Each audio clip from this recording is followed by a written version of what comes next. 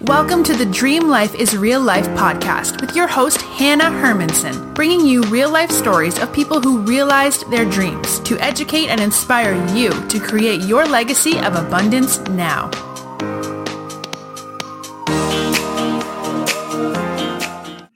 We are back, friends, dreamers, family, and today we are with Bethan Arundel. Bethan is a brand strategist and website designer who exchanged her London city life for her dream life 2 years ago when she set up her business and moved to Portugal. She helps high-powered female entrepreneurs all over the world step out of the shadows and into the light by empowering them to brand from within with head-turning visuals and websites. Currently on her vision board are dreams of international travel to work with her clients face-to-face, to expand her work into a killer creative agency, and to spend a month retreating in India without her cell phone. Yes, Bethan, welcome. Hello. I'm really happy to be here. I love that so much. You and I are both vision board fanatics, and so maybe I'll see you in India face to face. I would absolutely love that. It's like my dream. I mean, I love working with people online. It's what I do. But it's definitely my dream to go and fly out and see my clients face to face and actually like pop a bottle of champagne with them. Champagne. Yes. I was just joking earlier this week with someone, how did you know you were in your dream life? Did you just start waking up to champagne and having confetti tossed at you? I don't know about you, but I was just like having a bath full of like gold and glitter. And then I was like, okay, yeah, I'm in my dream life. This is it. Yeah, I just cuddle with dollar bills and basically. To fan myself. but in some seriousness, I love this, the bit of your bio that you traded your city life for your dream life. So take us back to that era of your life and why that transition was prompted. Wow. Okay. So 2 years ago, I was living in London. I had a job that I really loved. I was running a charity for entrepreneurs, for creative entrepreneurs, and helping them get like mentorship and funding. And it was a really great job, but I always had this feeling of that I was helping other people achieve their dreams, and maybe I wasn't really achieving mine. And I actually had, I've just remembered it now, and I had this really good life coaching session with someone. And I was meant to be having the life coaching session about how to progress myself, like in my career, doing this charity. And he asked me to visualize myself, and I was thinking, okay, I'm in this house, it's nice, I'm in London, I've got an office, work with people. And all of a sudden, I just broke down in tears. And he was like, okay, what's going on? And I was like, I'm not living my dream. And I don't know how to own this, but I'm not living my dream. And he was like, so what is your dream? I was like almost ashamed to admit it, but I was like, I want to help people. I want to use my creativity to help people. I don't know what that means, but I just know that that's my purpose. And when you have a realization like that, you can go back. But if you go back, then you're denying yourself, to living in your purpose. So I just kind of did a big change. I quit my job. I moved back to my dad's house, moved out of my London apartment, and was just like, it was a process of taking everything off the table of my life, like pulling the tablecloth, everything coming off, and then consciously choosing what I wanted to put back on the table. And it was a really kind of, slow process. It took me a few months. And at the beginning, I was looking for volunteering opportunities to go and do yoga and go and do meditation, because I thought that that's what would raise my vibrations. And I had this realization that I was putting all of those solutions in other people's hands. I felt like I needed to go to a retreat to be happy or to be doing these things. And in the end, I had a really bad volunteering experience. I told all of my friends and family, look, I'm going away for 3 months. I'm not going to use my cell phone, changing my life. And after 3 days in this volunteer place, it was awful. And I had to quit. I had to go home. And on the train journey home, I was like, I can either feel like a failure, or I can actually use this to take control of my life in the way that I want. And I wrote down a list, like a vision board, a list of all the things that I wanted to achieve out of my life. And one of the most important things was to have a career which would meant that I could travel around the world, help people in that creative way. I wanted to be in nature. I wanted to be in a community of like-minded people. And then I just started opening myself. And that's the amazing thing, that when you actually open, you step into the flow and things just come to you. So I had a friend, an artist friend, who really needed a website. He'd been ripped off like 10 grand for a bad website. And I was like, let me do it. I'll do it for free. I just want to do it. And he loved it. He paid me. He referred me on to someone else. And in the first month, I made more money than I had running the charity. And I was like, okay, now where do I want to live? And then I moved to Portugal and found that community of like-minded people, found the most beautiful place nature-wise. And I just, started on my way. And I'm lucky enough to say that I was self-sufficient financially from the beginning. I just knew that it was what I wanted to do. And it's been a kind of a process of going from like, okay, I can be self-sufficient and I can take whatever clients come to me. Mm-hmm. So like 6 months ago, I was like, okay, if I'm going to be doing this, I want to be making sure that I'm working with people that inspire me and lift me up and inspire me to make the world a better place. And that's what's been happening. As soon as I opened myself to it, people like you came and other people came, and it's been, really amazing. Yes. I hear this phenomenon over and over, this creating space and letting go of the how. And so for you to be so honest and think about, okay, well, these are the things that I know to be true. I want to use my creativity to help people. I want to accomplish a certain set of things in my life, and I don't know how, and that's okay.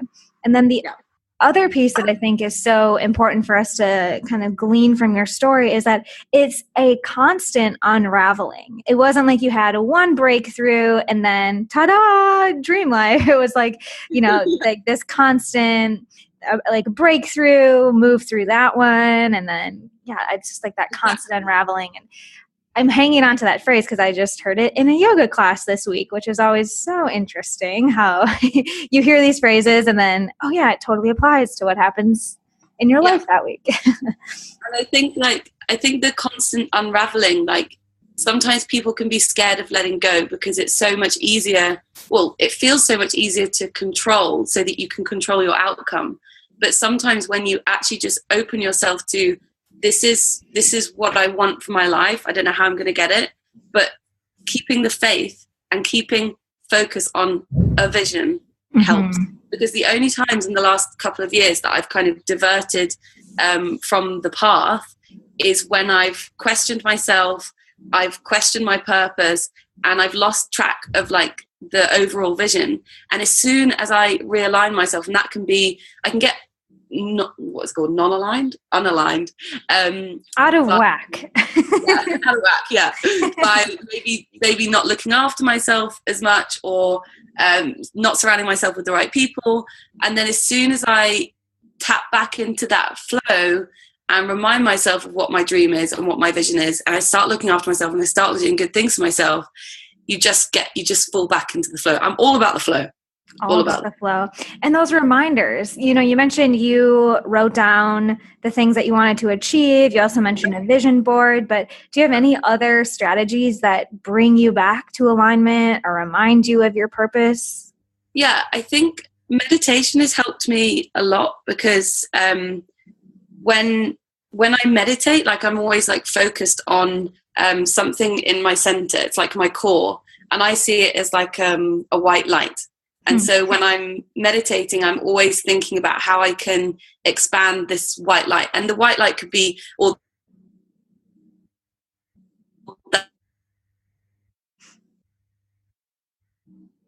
So you're saying the white light could be all of the dreams that you have or the purpose that you're working towards, or even just that higher vision of yourself. I love that. Newsflash, listeners, meditating is a powerful and almost necessary practice, especially if you're going to be stepping out into a purpose, into a path that may not be traditional or may not be prescribed to you. So I love that. Yeah. I just lost you for a couple of minutes there. That's the only downside of living in Portugal is the internet connection sometimes. But well, the upside is that I can talk, and I filled it in for you, I think. I was saying this white light is also the feeling that you get when you have a really good meeting, or when you even when you go for like a nice walk, or it's that feeling that it's like expands and you're like, oh my God, this is the best feeling in the world. So it doesn't have to be a white light, it can be anything. But for me, going back to that white light is just reminding myself of why I'm here, why I do what I love. And whenever I'm kind of off the path, if I sit there and think about that feeling, how do I want to get that feeling back? What are the things that I need to do? It just sets me on the way again. And it's self-belief, number one. And practicing the feeling is so powerful, for our soul, for our mindset. And also, I like to talk about how this is actually quantum physics, and that it isn't just, a nice idea. It actually aligns us energetically with all the other energies in the world. So super powerful practice. Thank you for sharing that. You've just talked about physics, and there was one thing, like, I'm a big physics nerd, but there was one thing recently, Stephen Hawking passed away, and he was such an amazing metaphor for me about the power of living in your purpose. Because this is someone that got diagnosed with a life-threatening illness. He only got given a couple of years to live. He lived 40, 50 years beyond that. And the thing that kept him going when his whole body had shut down was his purpose, was living out his purpose every single day actually kept him alive. That is the power of living in your purpose. It's insane. Yeah, so remarkable. Yeah. Good stuff. So, all right, this is a great journey, and you are, speaking to us about the power of once you identify you have a bigger purpose and working for someone else's dreams, or just kind of sticking to the path that you may have chosen. Once you have found that purpose, or that it's bigger, you can't unlearn it, like you said. And so these practices can keep you on the path. And although we're talking about unraveling and letting go of the how, talk to us a little bit about the work that you found and what it is you're doing now to stay on that purpose, but like you said, also self-sufficient, paying the bills, interacting with the real world. So basically, when I started my business, as I said, I was kind of just taking in any clients that I could get because I needed to pay the bills. And so I was working with like car garages and printing companies, and it was all good, but it had to kind of come back to a point of like, who do I want to work with? How do I raise my vibration through the people that I work with? Ooh, great question for any entrepreneurs out there. How do I raise my vibration through the people I work with? Yeah. So meditate on that. Yeah, I know. That was such a big thing for me. And also I have, so what I do is day to day is I design people's websites, I design people's brands, and I design people's logos and everything that is involved in kind of communicating your visual brand to people.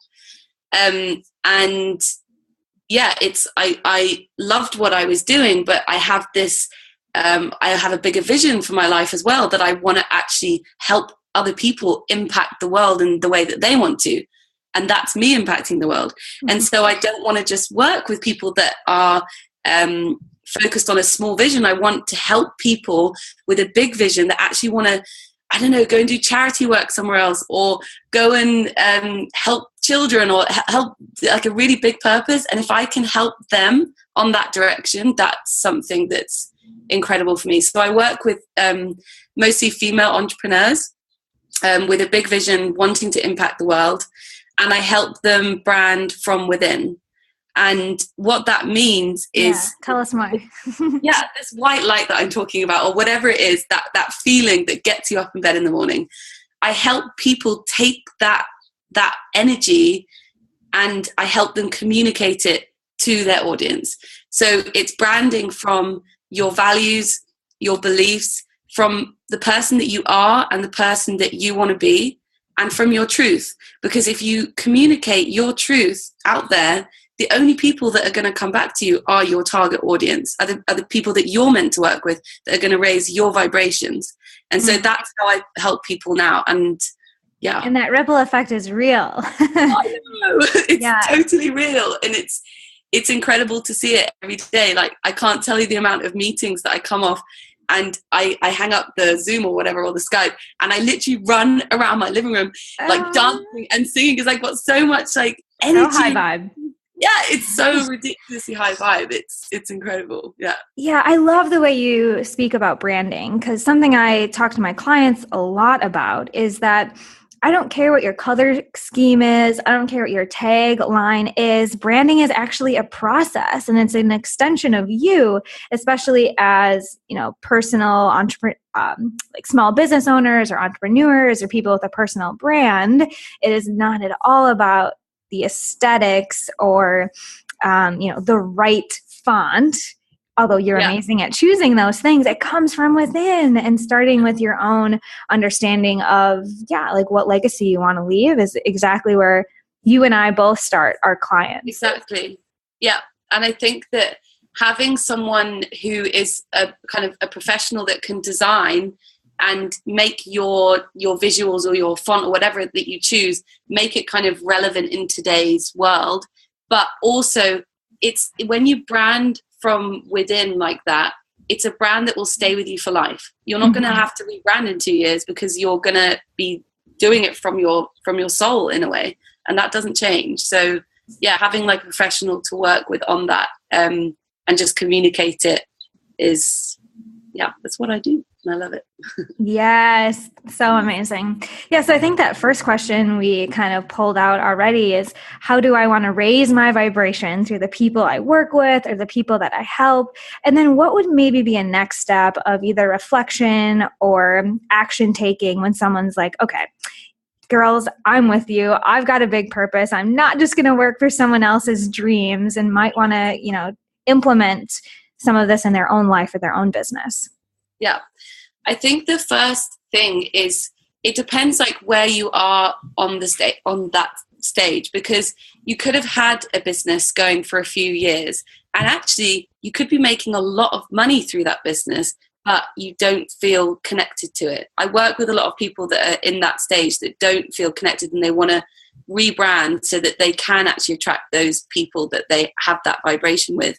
Or you could be at the very start of your business, and most people start with either designing their own websites themselves or design their brand, and it usually can only get you to like a certain point. And at that point, if you do decide to work with someone, it's about getting clarity. And you're amazing at this. You help people get clarity in the most amazing ways. And it's working out what your services are, like how you can define that to your audience, and how you can make sure that you're attracting those people through everything that you offer. And whether you work with a coach, whether you work with even just a friend to help you do it, it's just about getting clarity, because without clarity, your message is going to be confused, and so you're not going to be attracting those people that you are kind of destined to work with. Clarity brings creation. Yet something I hear myself repeating a lot is that you don't get clear in your own head. And so I love how you're saying get a coach, talk to a friend, because the most foggy, unclear place is your own head. And so taking actions, sharing your ideas is an amazing first or second step. And pretty much every super successful person either has a mentor or a coach. And just because you don't know how to give yourself the answers and the clarity it doesn't mean that you're not good enough or you're not succeeding. It's that no one can, within their own mind, solve those problems. That's why we all have coaches and mentors to help us get that clarity. So it's incredibly powerful. Like my artist friend did this amazing post the other day. He does sketches, and it's this sketch of a horse with a boy on top riding the horse. And I think the boy says to the horse, "What's the bravest thing that you've ever asked for?" And the horse says, "Help." I just think that's so powerful, just to actually say, I need help. I want help. Yep. And that it doesn't mean that you can't do it or you're not good enough. It means that you're actually super clever for asking for help. I love that. Super clever. So we are reaching the point in the show where I like to give guests a little pop quiz. So don't worry if you didn't study. I won't be too harsh, but just 3 more questions for you today. And the first one is, we've touched on a couple of these, but I just want to give you another opportunity to give listeners one action step or one thing they can do today to get them closer to their dreams. Okay. The number one would be to get a really big piece of paper or a wall that you can paint over and coloring pens, and you start with a circle and you draw in the middle, what is my purpose? What gets me out of bed in the morning? And then everything that you draw off that shoots off that, is what you can offer, what you're good at, what your services could be, who you want to attract. And then you branch out from there. And if you branch out from your purpose, then you know you're starting from the right place. Powerful. Go get your crayons. I love it. All right. Very good. Question number 2. Is there a tangible resource, say a book or a podcast or an experience that, really helps shape or change your life that you would recommend other people get their hands on?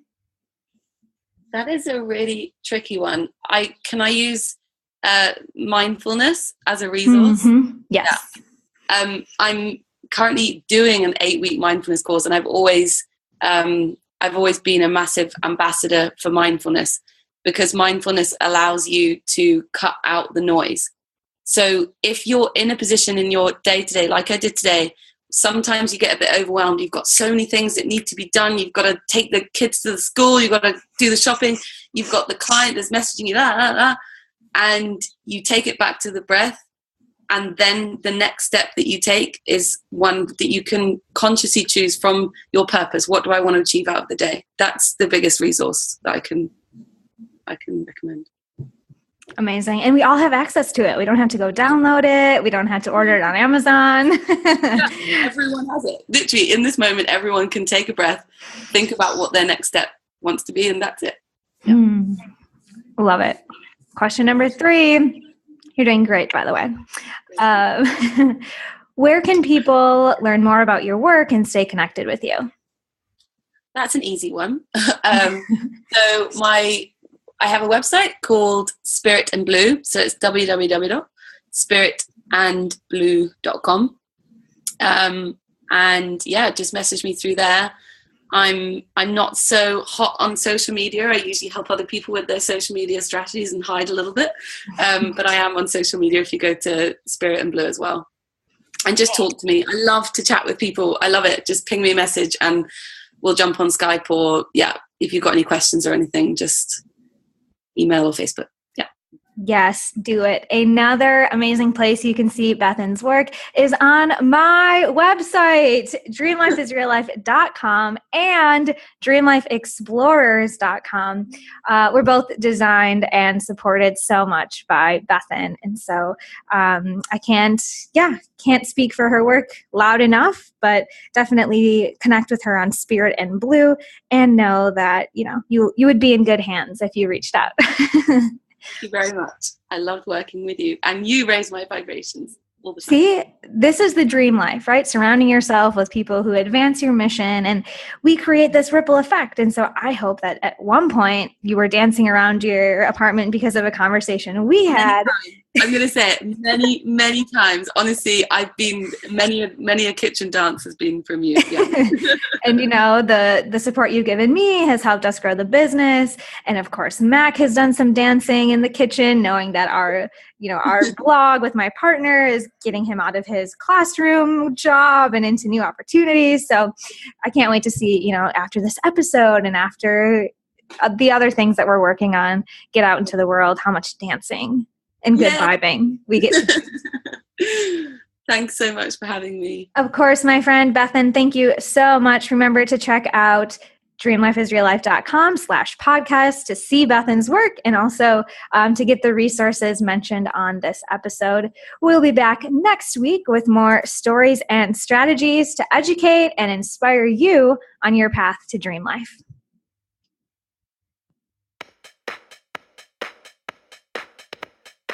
You've been learning how to make your dream life your real life with Hannah Hermanson. To get the resources mentioned on today's show and to listen to past episodes, visit www.dreamlifeisreallife.com.